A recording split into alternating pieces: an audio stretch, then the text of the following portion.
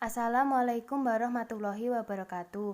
Perkenalkan, nama saya Cindy Nurulita Kusumawardani, NIM H3119058. Di sini saya akan menyampaikan materi biokimia dengan tema metabolisme senyawa makro dan mikromolekul. Metabolisme pencernaan makromolekul dan mikromolekul meliputi struktur senyawa makromolekul terdiri dari karbohidrat, protein, dan lipid, sedangkan struktur senyawa mikromolekul itu terdiri dari mineral dan vitamin. Proses pencernaan dan absorpsi senyawa makromolekul dan mikromolekul itu terdapat dalam saluran pencernaan tubuh kita. Yang pertama adalah karbohidrat. Karbohidrat merupakan senyawa yang penting bagi tubuh kita sebagai sumber energi utama. Sumber karbohidrat utama bagi kita itu adalah serealia dan umbi-umbian. Karbohidrat merupakan senyawa derivat dari aldehida atau keton. Karbohidrat itu terdiri dari gugusan senyawa C dan OH. Karbohidrat mempunyai rumus empiris senyawa, yaitu CnH2ON. Nah, teman-teman, di slide juga dijelaskan jenis-jenis karbohidrat. Karbohidrat digolongkan berdasarkan kompleksitas molekul terbagi menjadi 4. Yang pertama, monosakarida, disakarida, oligosakarida, dan polisakarida. Jenis karbohidrat yang pertama yaitu monosakarida. Monosakarida merupakan unit terkecil dari karbohidrat yang tidak bisa lagi disintesis nih teman-teman. Nah, contoh dari monosakarida itu ada triosa, tetrosa, pentosa, heksosa, heptosa, fruktosa, ribosa, glukosa, dan galaktosa. Jenis karbohidrat yang kedua adalah disakarida. Disakarida merupakan karbohidrat yang bisa disintesis menjadi 2 monosakarida. Nah, jenis disakarida ini ada maltosa, laktosa, dan sukrosa. Maltosa itu terdiri dari glukosa dan glukosa, laktosa terdiri dari glukosa dan galaktosa, dan sukrosa itu terdiri dari glukosa dan fruktosa nih teman-teman. Nah, teman-teman, dalam video ini diberikan gambar yang menjelaskan tentang reaksi kimia pembentukan disakarida. Dalam gambar terdapat 2 monosakarida sehingga menghasilkan disakarida yang membentuk ikatan glikosida. Apa sih ikatan glikosida? Ikatan glikosida atau ikatan glikosidik itu merupakan ikatan antara 2 molekul monosakarida. Dalam reaksi kimia pembentukan disakarida ini juga terbentuk molekul air atau H2O. Jenis karbohidrat yang ketiga adalah polisakarida. Polisakarida merupakan karbohidrat yang dihidrolisis menghasilkan N-monosakarida heterogen dan homogen. Polisakarida yang penting untuk tubuh kita itu apa saja? Yaitu ada amilum, glikogen, dan selulosa. Amilum atau pati merupakan polimer alfa diglukosa dengan ikatan alfa 1-4. Kandungan glukosa pada pati bisa mencapai 4000 unit nih teman-teman. Nah, amilum itu ada 2 macam, yaitu amilosa. Amilosa itu merupakan pati berpolimer lurus, dan amilopektin yang merupakan pati berpolimer bercabang-cabang. Nah, selanjutnya ada glikogen. Glikogen merupakan polimer glukosa dengan ikatan alfa 1-6. Polisakarida ini merupakan cadangan energi pada hewan dan manusia yang disimpan di hati dan otot sebagai granula. Glikogen itu serupa dengan amilopektin, sehingga ketika glikogen direaksikan dengan iodin, itu akan berubah warna menjadi merah. Yang terakhir ada selulosa. Selulosa tersusun atas rantai glukosa dengan ikatan beta 1-4. Selulosa lazim disebut sebagai serat dan merupakan polisakarida terbanyak yang ada di dalam tubuh kita. Protein. Protein adalah salah satu biomakromolekul yang penting peranannya dalam makhluk hidup. Nah, fungsi protein itu ada yang pertama sebagai bahan struktural, yang kedua sebagai mesin yang bekerja pada tingkat molekuler. Protein sebagai bahan struktural. Protein itu dapat memerankan fungsi sebagai bahan struktural karena seperti halnya polimer lain. Protein itu memiliki rantai yang panjang dan juga dapat mengalami cross-linking. Berfungsi sebagai pelindung, contohnya alfa dan beta keratin pada kulit, rambut, dan kuku, dan berfungsi sebagai perekat, contohnya kolagen. Protein berperan pada sistem molekuler. Protein berperan sebagai biokatalis pada reaksi kimia dalam sistem makhluk hidup. Nah, makromolekul ini mengendalikan jalur dan waktu metabolisme yang kompleks untuk menjaga kelangsungan hidup suatu organisme. Nah, di sini dijelaskan tentang struktur protein. Terdapat 4 macam struktur protein yang dibedakan berdasarkan struktur asam amino sebagai penyusunnya. Yang pertama, struktur primer, yang kedua, struktur sekunder, yang ketiga, struktur tersier, dan yang keempat, struktur kuartener. Yang pertama ada struktur primer. Nah, struktur primer ini merupakan struktur yang sederhana, teman-teman. Dapat dilihat dari gambar, struktur ini terdiri dari asam-asam amino yang dihubungkan satu sama lain secara kovalen melalui ikatan peptida. Contohnya, asam amino hasil penterjemahan molekul DNA. Yang kedua ada struktur sekunder. Protein sudah mengalami interaksi intermolekul melalui rantai samping asam amino. Ikatan didominasi oleh ikatan hidrogen antar rantai samping yang membentuk pola tertentu bergantung pada orientasi ikatan hidrogennya.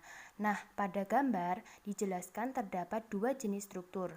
Ada struktur helix atau spiral dan ada struktur set. Nah, yang ketiga ada struktur tersier. Dari gambar dapat dilihat merupakan bentuk 3 dimensi dari struktur sekunder. Ini terjadi interaksi intramolekuler seperti ikatan hidrogen, ikatan ion, van der Waals, hidrofobik, dan lain-lain. Nah, yang terakhir adalah struktur kuartener. Dapat dilihat dari gambar, struktur kuartener ini merupakan struktur yang paling rumit. Struktur kuartener merupakan struktur dengan mengandung banyak molekul protein yang memiliki lebih dari satu struktur tersier nih, teman-teman.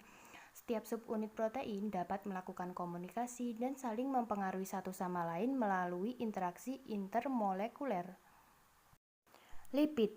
Lipid itu tersusun atas gugusan senyawa C dan OH. Lipid merupakan senyawa yang relatif tidak larut dalam air atau polar, tetapi larut dalam larutan nonpolar. Nah, kenapa? Hal ini dikarenakan tidak adanya ikatan H dengan senyawa polar. Nah, di sini dijelaskan tentang klasifikasi lipid. Lipid berdasarkan sifat dapat atau tidaknya dihidrolisis terbagi menjadi lipid sederhana, lipid majemuk, dan turunan lipid. Lipid sederhana dihidrolisis menjadi alkohol dan asam lemak yang terdiri dari trigliserida, dihidrolisis menghasilkan gliserol dan asam lemak. Lilen atau wak dihidrolisis menghasilkan asam lemak dan alkohol rantai panjang. Lipid majemuk jika dihidrolisis menghasilkan asam lemak dan alkohol serta senyawa lain, yaitu fosfat, karbohidrat, sulfolipid, gugus amino atau kolin, etonolamin, asam aminoserin. Turunan lipid jika dihidrolisis tidak dapat dihidrolisis lanjut, teman-teman. Hanya senyawa H2O dan CO2 yang dihasilkan. Nah, dalam video ini dijelaskan tentang pencernaan dalam rongga mulut. Rongga mulut menghasilkan saliva dengan pH 4 yang terdiri dari 99,5% air dan enzim petialin. Nah, air ini bermanfaat untuk melicinkan dan melarutkan makanan. Enzim petialin mengubah pati atau glikogen menjadi maltosa, namun terkadang tidak berjalan sempurna karena waktu pencernaan yang relatif pendek. Selanjutnya dijelaskan tentang pencernaan dalam lambung. Dalam lambung terdapat 2 jenis kelenjar sekresi. Kelenjar sel parietal yang berfungsi menghasilkan asam klorida dan kelenjar satu lapis sel. Sekresi yang dihasilkan lambung itu ada getah lambung dengan pH 1 yang terdiri dari 97% sampai 99% air, HCl 0,2 sampai 0,5%, musin, garam anorganik, enzim pencernaan yang terdiri dari pepsin, renin, dan lipase. Asam klorida dalam lambung. H+ pembentuk HCl dalam lambung berawal dari pembentukan H2O ditambah CO2 yang menghasilkan H2CO3. Kemudian H2CO3 tersebut dipecah menjadi HCO3- plus H+. Dan ini terjadi di dalam sel-sel parietal. H+ bersekresi dari sel parietal ke dalam lumen lambung dengan proses transport aktif pompa K+ dan ATP fase. Terjadi pertukaran si elemen dari plasma ke dalam lumen dengan HCO3- sehingga terbentuklah senyawa HCl atau asam klorida. HCl atau asam klorida akan menstimulasi denaturasi protein. Nah, denaturasi protein itu adalah pelepasan ikatan H pada struktur tersier, sehingga memudahkan enzim proteolitik bekerja. pH rendah karena adanya HCl memungkinkan matinya bakteri. Dalam video ini dijelaskan tentang enzim pencernaan pada lambung yang terdiri dari pepsin, renin, dan lipase. Yang pertama, pepsin. Dibentuk dalam kelenjar selapis sel dari nitrogen tidak aktif yaitu pepsinogen. Pepsinogen diaktifkan oleh ion H+ dari asam sehingga melepaskan pepsin aktifnya. Pepsin akan merubah protein yang telah terdenaturasi menjadi proteosa dan pepton. Yang kedua ada renin. Nah, renin ini berperan pada koagulasi susu. Dengan bantuan kalsium, renin mengkonversi kasein susu menjadi parakasein yang akan dipecahkan oleh pepsin. Yang ketiga ada lipase. Lipase berperan mengemulsikan lipid dengan bantuan kontraksi peristaltik atau gerakan meremas-remas dan mendorong-dorong. Lipase berperan menghidrolisis triacylglycerol. Lipid yang paling mudah dicerna itu adalah yang memiliki rantai pendek dan memiliki rantai ester pada C3. Contohnya adalah lemak susu. Selanjutnya, dalam video ini akan dijelaskan tentang pencernaan pankreas dan usus. Hasil pencernaan lambung berupa shim yang bersifat asam masuk ke dalam usus yang akan dinetralkan oleh sikret pankreas dan empedu yang bersifat basa. Nah, di sini terjadi kenaikan pH teman-teman. Hal ini penting untuk aktivitas enzim dalam usus, namun menghambat kerja pepsin lebih lanjut. Empedu. Empedu dihasilkan oleh hati, mengandung asam empedu atau asam kolat, Na dan Ca. Asam empedu berasal dari sintesis kolesterol yang memerlukan O2 dan NADPH. Asam empedu primer dari hati akan diubah menjadi asam empedu sekunder di dalam usus halus oleh aktivitas bakteri dalam usus halus. Nah, teman-teman, di sini dijelaskan tentang fungsi empedu. Yang pertama, menurunkan permukaan tegangan air, sehingga lemak akan mudah diemulsikan dan dilarutkan, sehingga akan memudahkan absorpsi vitamin A, D, E, dan K yang larut dalam lemak serta menutupi partikel makanan sehingga tidak pecah. Yang kedua, menetralkan asam makanan dari lambung. Dan yang ketiga, pembawa penting bagi ekskresi kolesterol dan zat toksin. Pankreas. Dalam pankreas, sekresi pankreas itu terdiri dari senyawa anorganik. Ada Na+, HCO3-, K+, Cl, Ca2+, Zn2+, HPO42-, SO42-, dan enzim-enzim seperti tripsin, kimotripsin, elastase, karboksipeptidase, amilase, lipase, hidrolase, ester, kolesterol. Nah, di sini akan dijelaskan tentang enzim yang berperan pada pencernaan pankreas. Yang pertama, tripsin, kemotripsin, dan elastase. Enzim ini akan bekerja pada protein, proteosa, dan pepton untuk diubah menjadi polipeptida. Tripsin bekerja pada ikatan peptida asam amino basa. Kemotripsin bekerja pada ikatan peptida yang mengandung residu asam amino tak bermuatan, asam amino aromatik. Elastase bekerja pada ikatan yang berdekatan dengan residu asam amino kecil seperti glisin, alanin, dan serin. Selanjutnya ada enzim karboksipeptidase. Enzim ini akan melanjutkan sintesis polipeptida dengan menyerang ikatan peptida karboksitermal, membebaskan asam amino tunggal.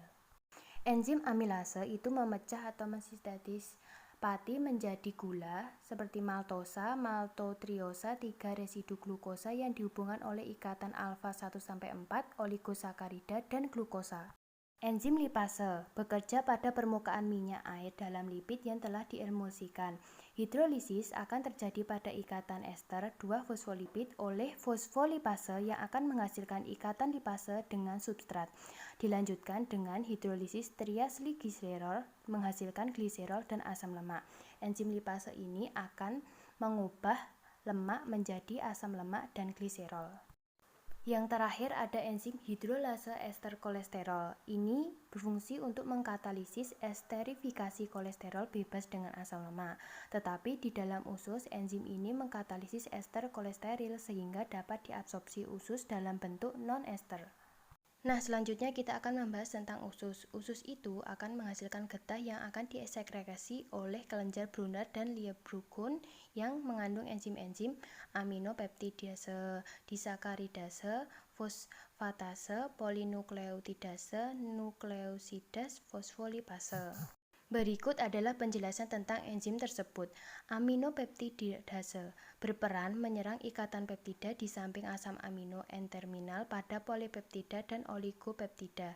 Selanjutnya, oleh dipeptidase akan dibebaskan asam aminonya. Yang kedua, disakaridase dan oligosakaridase akan mengeluarkan molekul glukosa dari oligosakarida dan disakarida. Yang ketiga, ada fosfatase akan mengeluarkan fosfat dari senyawa heksosafosfat, gliserofosfat, dan nukleotida.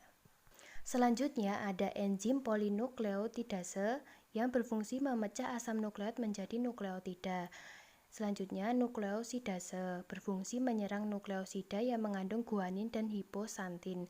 Selanjutnya ada fosfolipase yang berfungsi menyerang fosfolipid sehingga akan dihasilkan gliserol, asam lemak, asam fosfat, dan kolin. Nah, dalam video ini akan diberikan rangkuman penjelasan tentang absorpsi karbohidrat. Absorpsi dilakukan oleh darah dari jejunum dengan dua cara, yaitu transport aktif dan difusi. Yang pertama, transport aktif itu dilakukan dengan adanya karier pengikat glukosa dan molekul Na+. Glukosa diangkut dengan melawan gradien konsentrasinya. Nanti akan dilakukan bersamaan dengan pompa Na+ dan K+ dari dalam sel epithel usus menuju kapiler darah. Berikut adalah gambar dari proses transport aktif, di mana terdapat gambar yang menjelaskan tentang protein transport membantu melewatkan molekul. Selanjutnya, dalam video ini akan diberikan rangkuman penjelasan tentang absorpsi lipid. Nah, lipid akan meninggalkan fase minyaknya dan akan berdifusi dari larutan yang konsentrasinya tinggi ke konsentrasi rendah ke dalam misal campuran senyawa garam empedu dan kolesterol, sehingga nantinya itu mudah diserap oleh mukosa usus, maka 98% lipid makanan dapat diabsorpsi. Yang terakhir akan dijelaskan tentang rangkuman absorpsi asam amino dan protein. Nah, di sini terdapat dua cara absorpsi asam amino nih teman-teman. Yang pertama, L-isomer asam amino akan ditransport aktif dengan bantuan vitamin B6 serta energi pompa ion Na+ dan K+. Yang kedua, D-isomer asam amino diangkut dengan cara difusi biasa. Jangan lupa. Oke, selanjutnya kita akan membahas tentang senyawa mikromolekuler nih teman-teman. Nah, mikromolekul apa sih yang dibutuhkan oleh tubuh kita? Ada vitamin dan mineral tentunya. Vitamin yang dibutuhkan tubuh kita tuh apa saja sih? Ada vitamin A, B, C, D, dan K. Yang pertama yaitu vitamin. Vitamin itu dikelompokkan menjadi dua kelompok besar. Yang pertama, vitamin yang larut dalam air yaitu B dan C. Kemudian yang kedua, vitamin yang larut dalam lemak yaitu vitamin A, D, E, dan K. Nah, sering disebut dengan vitamin A, D. Nah, vitamin yang larut dalam lemak nanti akan disimpan di dalam jaringan adiposa dan di dalam hati, yang nanti akan dikeluarkan dan diedarkan ke seluruh tubuh saat dibutuhkan. Nah, selanjutnya kita akan membahas tentang vitamin yang larut dalam air. Itu hanya dapat disimpan dalam jumlah sedikit dan biasanya akan segera hilang saat bersama aliran makanan. Pada suatu bahan pangan, ketika dicerna oleh tubuh, vitamin akan terlepas dan masuk ke dalam aliran darah dan beredar ke seluruh bagian tubuh. Apabila tidak dibutuhkan, vitamin nanti akan dibuang tubuh bersama urin. Oleh karena itu, tubuh membutuhkan asupan vitamin yang larut air secara terus-menerus. Selanjutnya kita akan membahas tentang mineral. Mineral adalah nutrisi penting untuk pemeliharaan kesehatan dan pencegahan penyakit. Mineral dan vitamin bertindak secara interaksi. Tubuh perlu vitamin agar mineral dapat bekerja dan sebaliknya. Ini merupakan hubungan timbal balik. Tanpa beberapa mineral atau vitamin atau beberapa vitamin atau mineral tidak berfungsi dengan baik. Perbedaannya, mineral merupakan senyawa anorganik sedangkan vitamin merupakan senyawa organik. Mineral diklasifikasikan menurut jumlah yang dibutuhkan oleh tubuh itu menjadi dua. Yang pertama, mineral utama atau mayor adalah mineral yang kita perlukan lebih dari 100 mg sehari contohnya kalsium, tembaga, fosfor, kalium, natrium, dan klorida. Yang kedua ada mineral minor atau trace element adalah yang kita perlukan kurang dari 100 mg sehari. Contohnya ada kromium, magnesium, yodium, besi, fluor, mangan, selenium, dan zinc. Nah, contohnya mineral utama itu adalah susu. Lalu, mineral dan vitamin itu akan terus bekerja satu sama lain dalam melaksanakan fungsi tubuh. Contohnya nih teman-teman, untuk pembentukan sel darah merah, zat Fe, vitamin B12, asam folat, O2, tembaga, dan kobalt. Terima kasih teman-teman, ini adalah akhir video dari rangkuman tentang materi biokimia, metabolisme senyawa mikromolekul dan makromolekul di dalam tubuh kita. Wassalamualaikum warahmatullahi wabarakatuh.